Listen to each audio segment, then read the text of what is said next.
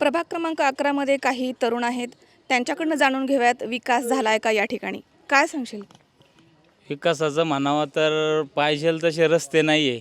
पाण्याचं तर काय आमचा इश्यू नाही, पण रस्त्यांचे आम्हाला खूप त्रास होतो आहे. कारण की वाढतं अतिक्रमण, कारण नगरपालिकेला आम्ही नळपट्टी घरपट्टी नियमित भरतो, त्यावरती व्याज पण लावते आम्हाला. पण विषय काय आहे की तुम्ही पैसे घेता तर त्याची सेवा पण दिली पाहिजे आम्हाला.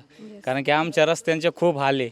इथं एक गाडी आली तर दुसऱ्या गाडीला चान्स भेटत नाही. आणि रस्ता पण असं नाही की 15 फूट आहे, पण रस्ता त्यामध्ये 8च फूट भरतो. त्यामुळे आम्हाला रस्त्याचा खूप खूप त्रास आहे. आता तर प्रशासकीय राजवट चालू आहे, त्यामध्ये ह्या कामांना खीळ बसलाय, हे स्टॉप झालीत कामं असं वाटतंय का? याच्या अगोदर पण आम्ही खूप काही अर्ज दिले होते.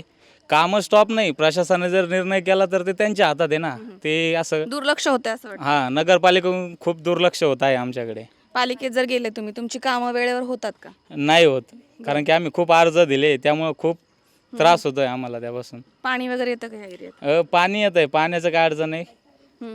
आता जी निवडणूक होणार आहे त्यामध्ये जे निवडून येतील या प्रभागामध्ये नगरसेवक वगैरे, त्यांच्याकडनं काय अपेक्षा आहे? त्यांच्याकडून आम्हाला विकास पाहिजे, आणि जेणेकरून लहान मुलं वगैरे अंगणवाडी ज्या सुविधा मिळतात नगरपालिकेकडून त्या प्रत्येक माणसापर्यंत नागरिकापर्यंत पोहोचल्या पाहिजे त्यांच्या.